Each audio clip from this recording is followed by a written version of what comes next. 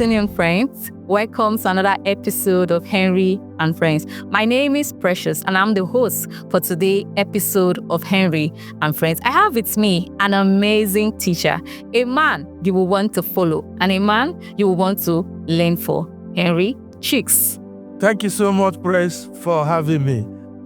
I celebrate everyone tuned into today's broadcast. I trust we'll have a wonderful and amazing time.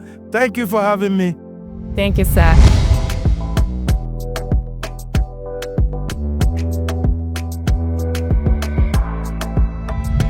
If you're just joining us for the first time, let me reintroduce the topic for Henry and Friends: desperation on age, on marriage, especially on women. From the last episode, we've seen a narrative of a woman who is desperate for marriage. And from where we stopped, Pastor, you made a narrative about if she wasn't desperate. You said something, and in quote, you said, because she was desperate, you won't drive her car. Now, if we are to turn it around in this scenario, what if she was no longer desperate? Would you still ride her car? Okay, let me just recall that story. The line is that a young girl, not pretty young, a bit advanced, Yes, sir. in age, as it has to do with women, who is earning some good amount in 6 figures, got engaged to a young man that she met online. Yes. And the young man was earning about 150,000, while the lady was earning about 1.8 million thereabout. All right, and because of societal expectation, she became desperate to marry. All right, and that. So questions emanated from that, and I said my answers then would be on the ground that the moderator, the host for that day, had said she was desperate. And to me, desperation is a very dangerous factor. All right. And you see, let me say this. Contentment does not cancel out ambition. And this is what I want everyone listening to this broadcast to know. That as a person, you owe it to yourself. It's a debt you owe yourself. To be contented, you owe yourself that. And when we say be contented, we are not saying don't be ambitious, but we are saying remove desperation from ambition. Because when you are desperate for something, you want to get it at all costs. You don't care whose yours is God. You don't care whose yours is God. You don't care who you trample on. You don't care even about how people feel and their emotions. Because you see, desperation will not allow you to give attention to other people's emotions. So don't ever forget this. Desperation will never allow you to give attention to other people's emotions. That's why I answered the way I did then. But now, let's say that it's a situation where the young girl is not desperate. She's calm, all right? And I think seriously that if though is also possible, but I think that the average young girl that is not desperate, that is cool, that earns about 1.8 million, hardly, leave some of these things they act in movies, hardly will find herself in a comfortable in an atmosphere that will be comfortable for a guy that is earning 150 to propose to her. Hardly will they find themselves in a comfortable atmosphere where the guy earning 150 will be bold to, because if she's earning 1.8, all right, by the reason of the honest job she's doing or the decent business she's doing, all right, it's more likely that the people that she will meet and sit down and have a heart-to-heart conversation with and be comfortable around are those that are also about her age bracket. So odds are high for her meeting somebody earning as low as 150,000. So most times it's not really very easy to see such situation. Well, they say there is always an exception, but if that happens, Okay. all right, if that happens, there's still a way around it. So if she's not desperate, all right, and there are issues that are arising, then I will know what to say. So I don't know if you have some issues you think could possibly arise or that arose removing desperation, then I'll know how to deal with that. Okay, Tara. So, regardless of that, we have some tactical questions about the lady not being desperate. And our online viewers are anxious to hear you. They said, with her financial independence, should she even consider a partner who cannot match her lifestyle?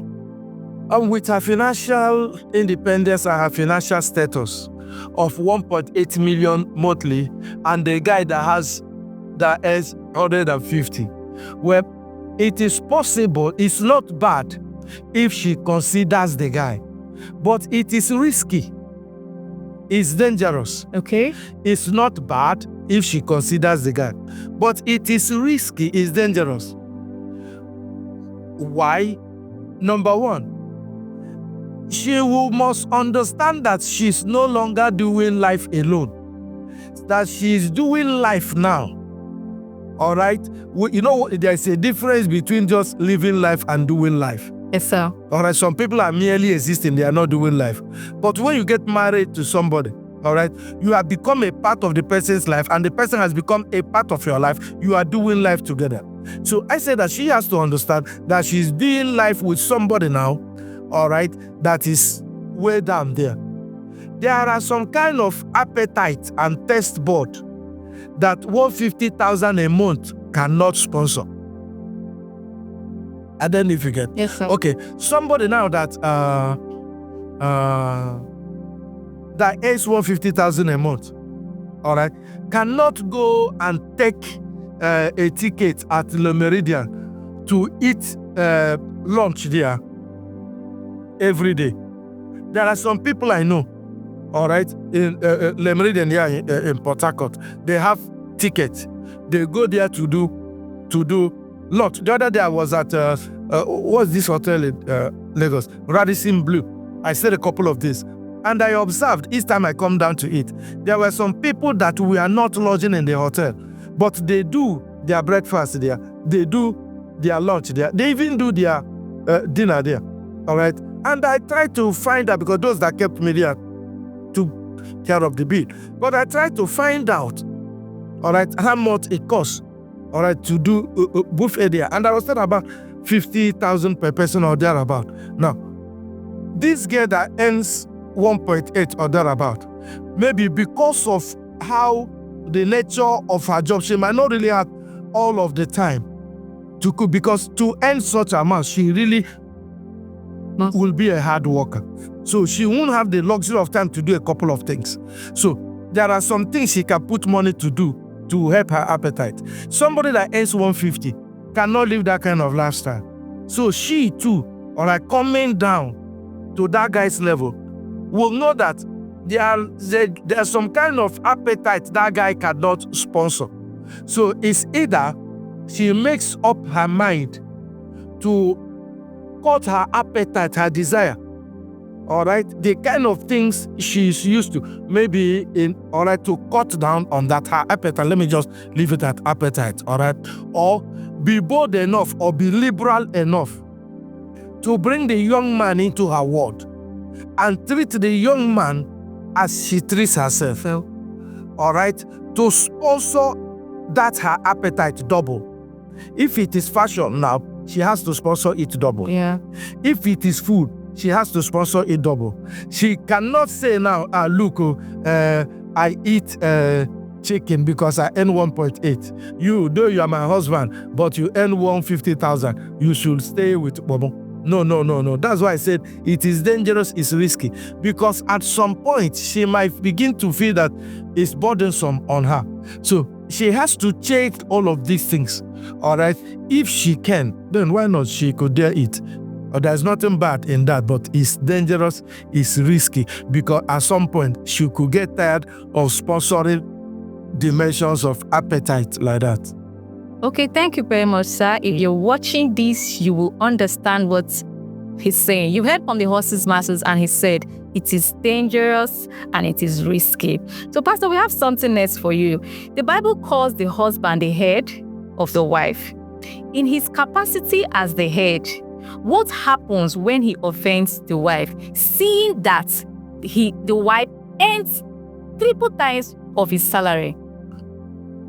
Okay, if he offends the wife, it does not change his status or his position as the head. Okay.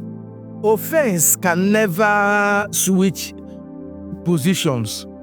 All right? Whatever the offense is, I'm not saying that he should be celebrated for offending his wife. All right? But in view, if I keep myself strictly to this your question, offense or no offense, he's the head, all right? The wife cannot say, okay, when you don't offend me, I will be calm in spite of how much I earn. But when you offend me, I will bring how much I earn into the picture. No, that's not acceptable. Whether he's earning 1 kobo and the wife is earning $1 billion. If he offends, sorry, he has offended, but it has nothing to do with his position. He is the head. And he's not the head because of the amount he earns. All right? And the wife is not to submit because of what she earns or what she does not earn. All right? It is because in a team, there must be a head. All of us are leaders if we're in a team. We lead from our positions, but there must be a head. All right? So any headless being is a monster. So in that family, as a unit, the man is the head, regardless of who he offends or who he doesn't offend. What he earns notwithstanding. So whether he offends, it is inconsequential. He is still the head. However, whatever the wife is earning, notwithstanding. What each person in the family earns should not be brought into the positions of the individuals in the family. Do you get that? What each person earns in the family should not be brought into the positions of the members of the family. That should just be that. Okay, thank you very much, sir. You've heard from the horse's masters that whatever you earn, it has nothing to do with your position in the family. We have something very interesting for you. I don't know if you're ready for that, sir. Okay, maybe if time permits us, let's just deal with that. Okay, so it says in marriage, if marriage vows covers the co-ownership of all that the lady has and all that the man has, should there be a reason why the more wealthy wife withheld any property from the husband? So take it again. If marriage vows covers the co-ownership of... Okay, marriage vows covering the co-ownership of all each person in the marriage has. Now, should there be any point in time where the lady will have to withhold any of her property from the husband? No. There shouldn't be. Okay, calm down. Let me just... Please, you got to hear me. Understand what I'm saying so you get what I am not saying. Okay. All right? So, if vows have been made. And I encourage people to keep to their vows. All right? If they made a vow that what each person has belongs to the other is a vow, they should keep to it. That's why don't just say, I do, when pastor say, will you? Listen to what the pastor is saying. The one you will not, say, pastor, this one I will not. I remember a story. All right, real life. A young man, the pastor said, will you take your wife as this? He said, I will. Will you do this? He said, I will. The pastor said, will you die for your wife the way Christ died for the church? He asked the pastor for what? He said, Pastor, I will not die for my wife. The one Christ died is enough. He was simply telling the pastor and the wife, look, this marriage, I will not do it to the point of dying for him. And people condemned the guy, but I celebrated the guy. He was being sincere. Exactly. So it depends on the vow. If they have made a vow that they will co-own whatever thing, all right, then it means each party is obligated to share what he has or what she has with the others. The wife is under obligation to share everything she has with the guy. The guy is under obligation to share whatever he has with the woman. All right. The issue of how much I earn, what I bring in financially, should be put by the side. How be it, if we've made a vow to share whatever thing we own, property or finance or whatever it is we share, and I find out that you, let's say I'm the lady, and I find out that you, the guy, the husband, is living a riotous life, abusing what we share together, not giving respect to what I go through to bring what I bring to the table. All right, like, okay, I bring 1.8 and I give you access to all I have. And I found out that every day you are eating money as if I get 1.8 every day. Why the 1.8 comes monthly? It's a threat to life. Or you are using what we share together to sponsor a lifestyle that is a threat to my life or injurious to your health and my health. I will withhold it. Okay. For life's sake. For instance, I'm married to a spouse that's a chronic gambler, and I find out I will withhold some things. I'm married to a spouse that is a drug addict, using all of the money to do drugs. I can't say because I made a vow, I will keep bringing all of my money. All right? No, I will withhold. I'm married to somebody that's because of the marriage, I found out that this person is a spendthrift, always spending money everywhere. All right, so I will withhold some of the things. All right, it's also I'm married to somebody that if he sees I buy a property, he will sell off the property. All right, and I know that some of the properties I buy are for future, for posterity. All right, and so I could make some kind of investment and not tell him because he will squander it. It is only on this ground. Otherwise, there is no reason I should not allow somebody I am doing life with to enjoy what I have, because tables turn. Exactly. All right. That's my take on that. Okay, sir, thank you very much. We'll have one more interesting question for you. Okay, one more. All right, sir. So, in the absence of desperation, should a husband for any reason behave in such a way to claim the wife's property? To claim the wife's property. No, the question is even wrong in itself. Since there's no desperation, this is something two of them with their eyes open, willingly entered into. You really should not be talking about the wife's property. You can't be talking about the man's property, the wife's property. All right? She didn't enter it out of desperation. She was not coerced. She was not pressured. She saw this young man, seeing his level, agreed, all right, to submit to him. So you can submit you submit your body. Is it property? Is your property worth more than you? If you can submit, give him your body. What else can't you give him? To give him your body and keep back your money and your property. Does it make sense? You are the one that owns all of that. You get the point? Yes. So there is what you have is his. What he has is yours. It's only that what you have is more than what he has. But immediately the dotted lines have been signed. The contract has been done. We are husband and wife. We shouldn't be talking about your property and my property, regardless of whose money the properties we have purchased with. That's my take. Okay, sir. Thank you very much. It's been an amazing time actually spending this time to listen to you, and I believe that the viewers are also amazed to hear things like this come up from, because it has been a back and front of questions, people trying to understand desperation on marriage, especially surrounding women, and we are really marveled with your answers towards this question. But someone just throw in another question. I don't know if you don't mind to actually. I have come. Let me take all the bullets. So it said, is financial compatibility more important than emotional compatibility in marriage? It is not more important, but it's very important, because financial compatibility can affect emotional well-being of the marriage. So financial issues should be given attention. Don't be just carried away by emotions and then you don't rule out the place of finance. I'm not saying that finances should be the major factor in everything. All right, but you see, we have to be realistic. There is a way finances affect emotions. You have to be real. Yeah. The Bible does not deny that. I'm a Christian, I believe the Bible.